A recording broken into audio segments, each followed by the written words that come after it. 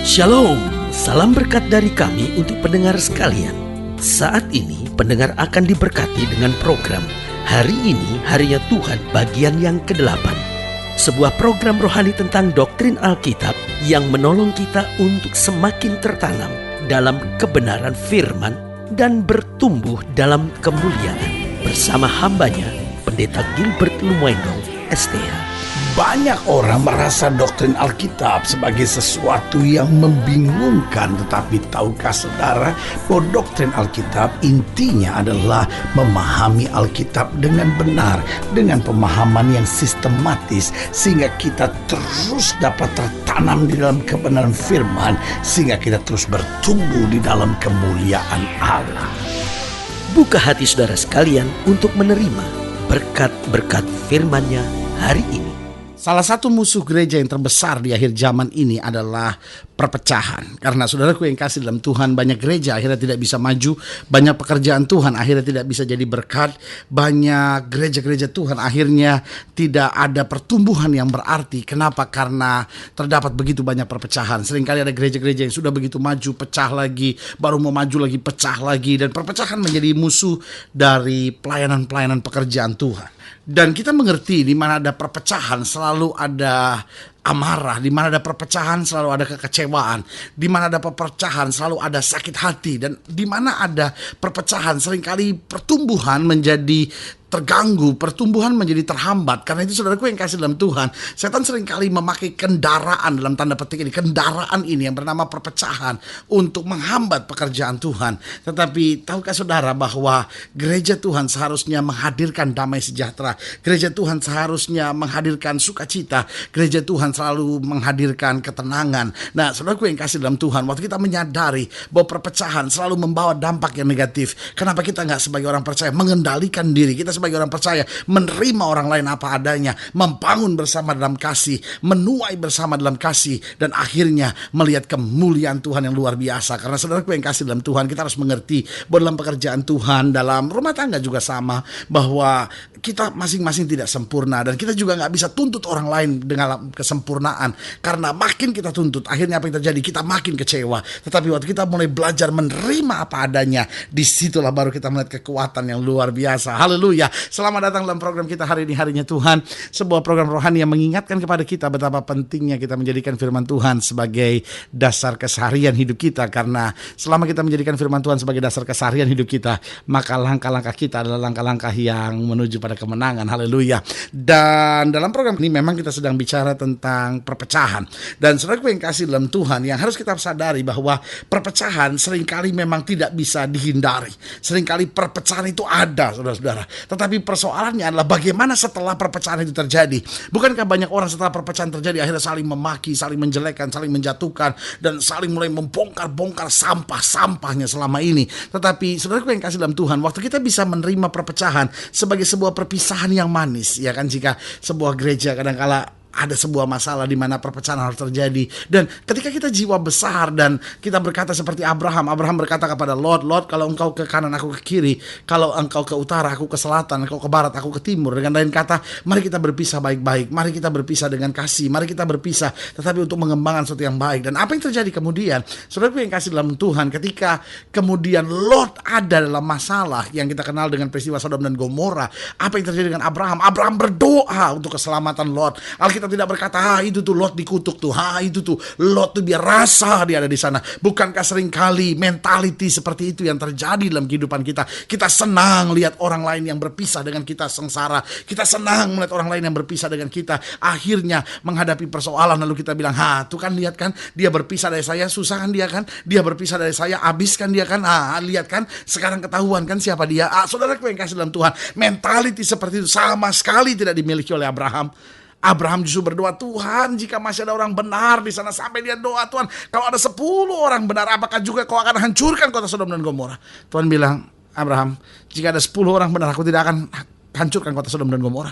Tapi sebetulnya Tuhan lihat hati Abraham. Hati Abraham sebetulnya hanya berdoa bagi Lot. Dan saudara yang kasih dalam Tuhan, akhirnya Tuhan bilang sama Abraham, kota Sodom dan Gomora akan aku hancurkan, tetapi Lot dan keluarganya akan aku selamatkan. Tuhan tahu hati Abraham luar biasa, saudara-saudara. Walaupun perpisahan, tapi tidak ada perpecahan.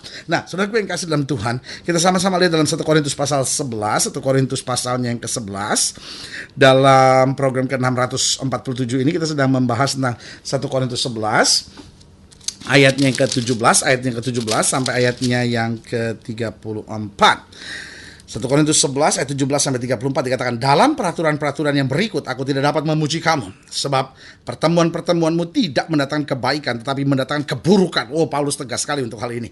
Ayat 18 dikatakan, sebab pertama-tama aku mendengar bahwa apabila kamu berkumpul sebagai jemaat ada perpecahan di antara kamu, dan hal itu sedikit banyak aku percaya. Sebab di antara kamu, Paulus tegas bilang, harus ada perpecahan supaya nyata nanti siapakah di antara kamu yang tahan uji. Apabila kamu berkumpul, kamu bukanlah berkumpul untuk makan perjamuan Tuhan. Sebab pada perjamuan itu tiap-tiap orang memakan dahulu makanannya sendiri, sehingga yang seorang lapar dan yang lain mabuk. Adakah kamu tidak mempunyai rumah sendiri untuk makan dan minum? Atau maukah kamu menghinakan jemaat Allah dan memalukan orang-orang yang tidak mempunyai apa-apa? Apakah yang kukatakan kepada kamu, memuji kamu? Dalam hal ini aku tidak bisa memuji kamu. Sebab apa yang telah kuteruskan kepadamu telah aku terima dari Tuhan, yaitu bahwa Tuhan Yesus pada malam ia diserahkan mengambil roti, dan sesudah itu ia mengucap syukur atasnya, ia memecah-mecahkan dan berkata, inilah tubuhku yang diserahkan bagi kamu, perbuatlah ini menjadi peringatan akan aku. Kemudian juga ia mengambil cawan sesudah makan, lalu berkata, cawan ini adalah perjanjian baru yang dimeteraikan dengan darahku, perbuatlah ini setiap kali kamu meminumnya menjadi peringatan akan aku. Sebab setiap kali kamu makan roti ini dan minum cawan ini, kamu memberitakan kematian Tuhan sampai ia datang. Jadi barang siapa dengan cara yang tidak layak makan roti dan minum cawan Tuhan, ia berdosa terhadap tubuh dan darah Tuhan. Karena itu hendaklah tiap-tiap orang menguji dirinya sendiri, dan baru sesudah itu ia makan roti dan minum dari cawan itu. Karena barang siapa makan dan minum tanpa mengakui tubuh Tuhan, ia mendatangkan hukuman atas dirinya. Sebab itu banyak di antara kamu yang lemah dan sakit, dan tidak sedikit yang meninggal. Kalau kita menguji diri kita sendiri, hukuman tidak menimpa kita.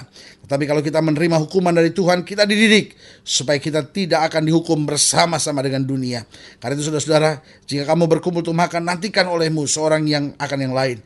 Kalau ada orang yang lapar, baiklah yang makan dahulu di rumahnya, supaya jangan kamu berkumpul untuk dihukum. Hal-hal yang lain akan kuatur kalau aku datang. Saudaraku yang kasih dalam Tuhan, terjadi kekacauan di jemaat Korintus ini. Kenapa terjadi kekacauan? Karena perjamuan Tuhan yang harusnya dihormati, tetapi sekarang menjadi tempat di mana hawa nafsu mereka mulai dilepaskan begitu saja. Mereka yang lapar makan sekenyang-kenyangnya, sampai akhirnya tidak ada tempat lagi buat mereka yang lain. Mereka yang tertarik dengan anggur, dia minum sampai mabuk, dan sementara yang lain tidak bisa menerimanya. Karena pada zaman itu, seperti kalau sudah lihat beberapa gereja sekarang, biasanya pemimpin jemaat akan minum dari cawan itu, lalu cawan itu diedarkan kepada semua. Dan apa yang terjadi? Pemimpinnya minum, diserahkan kepada orang di sebelahnya, dan orang itu minum sampai habis dan sampai mabuk, dan yang lain kemudian tidak bisa menerima apa-apa. Begitu juga roti, dia makan dan dia bagikan kepada sebelahnya, dihabisin lagi. Lihat, saudaraku yang kasih dalam Tuhan. Jadi apa yang terjadi? Bahwa mereka sudah tidak lagi mengikuti suara roh, tapi mereka mulai hidup dalam suara kedagingan. Dan Paulus bilang, jika itu terjadi, memang akan ada perpecahan di antara kamu. Bahkan harus ada perpecahan. Pertanyaannya, mengapa harus ada perpecahan? Kita belajar hal-hal yang sederhana. Yang pertama, bahwa perbedaan pandangan itu wajar. Jadi sebetulnya perpisahan itu biasa.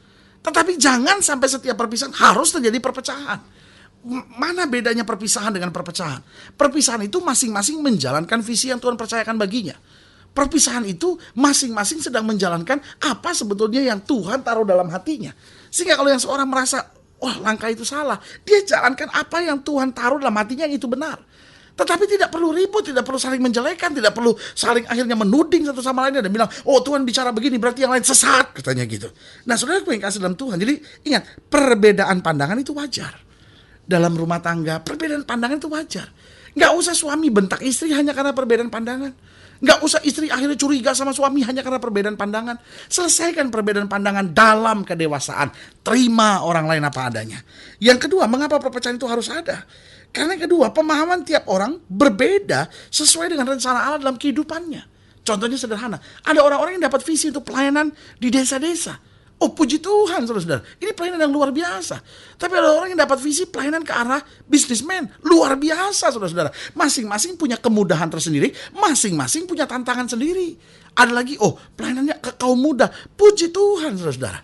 Ada lagi yang pelayanannya untuk orang-orang yang terbuang, orang-orang yang gak diperhatikan. Luar biasa saudara-saudara. Nah gak boleh saling menyerang.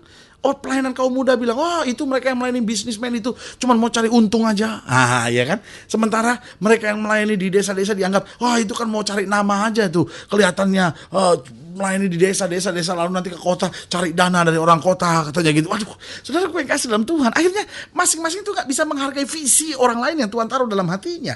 Jadi apa yang terjadi? Bahwa kita harus ingat bahwa pemahaman tiap-tiap orang berbeda sesuai dengan rencana Allah dalam kehidupannya. Ada orang-orang yang punya panggilan sosial, ada orang-orang yang punya panggilan untuk bangun gereja, ada orang-orang yang punya panggilan penginjilan. Jangan pelayanan penginjilan mulai bilang, apa itu bangun-bangun gereja, bangun kerajaannya sendiri, katanya gitu ya kan. Sementara yang bangun-bangun gereja melihat penginjil mulai berkata, apa itu nggak ada undercovernya, apa itu nggak ada naungannya, itu penginjil lepas, katanya. Saudara gue yang kasih dalam Tuhan, akhirnya saling menyerang satu sama lainnya, bukan perpisahan, bukan saling mengembangkan pelayanan, tapi yang terjadi perpecahan yang menyakitkan.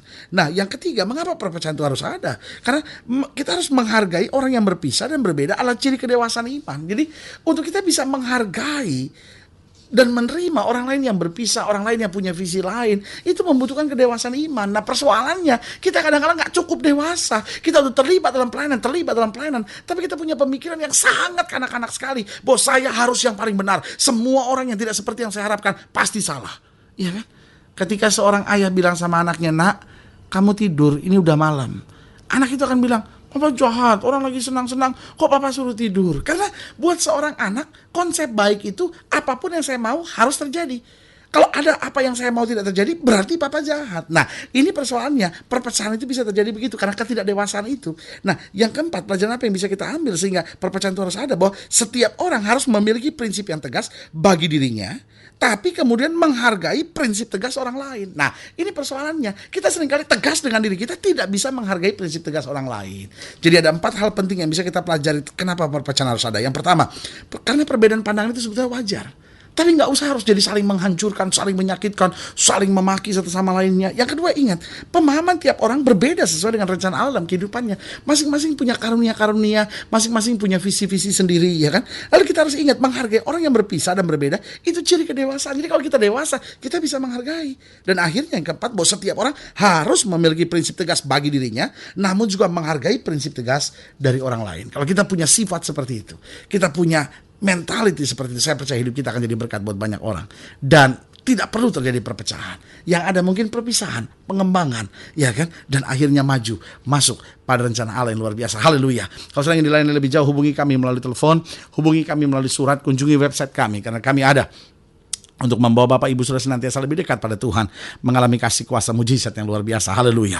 Melalui program ini secara khusus juga saya mau berdoa untuk setiap saudara yang sakit, setiap saudara yang berbeban berat, setiap saudara yang dalam pergumulan. Saudara boleh taruh tangan kanan saudara di dada dan kita doa. Bapa, dalam nama Yesus, hamba doa buat yang sakit, hamba doa buat yang berbeban berat, hamba doa buat setiap mereka yang sedang menghadapi masa-masa yang sukar, bahkan mereka yang kecewa karena pelayanan tempat di mana mereka berada terdapat perpecahan, atau mereka yang mungkin sedang mendengarkan program ini dan mereka sumber dari perpecahan itu. Bapak, hamba doa dalam nama Yesus, Tuhan jamah setiap hati, sehingga mulai hari ini kami dijadikan dewasa dalam Tuhan untuk membangun kerajaan Allah dengan sukacita, belajar menerima perbedaan, namun memiliki prinsip yang tegas tentang visi dan rencana Allah bagi diri kami, dan menghargai prinsip tegas orang lain sesuai dengan rencana Allah. Terima kasih Bapa, kami percaya hari ini kembali menjadi hari berkat, hari mujizat, hari kemenangan yang Tuhan sediakan. Dalam nama Yesus kami berdoa, haleluya, amin. Saudaraku yang kasih dalam Tuhan, kita sudah berdoa.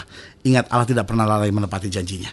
Inilah saatnya buat kita untuk bangkit bersemangat, bersukacita dalam menghadapi segala perkara, karena kita tahu bersama Yesus kita cakap menanggung segala perkara. Haleluya. Dan hari ini kembali saya mau ingatkan buat saudara, jangan lupa jadikan hari ini harinya Tuhan. Haleluya.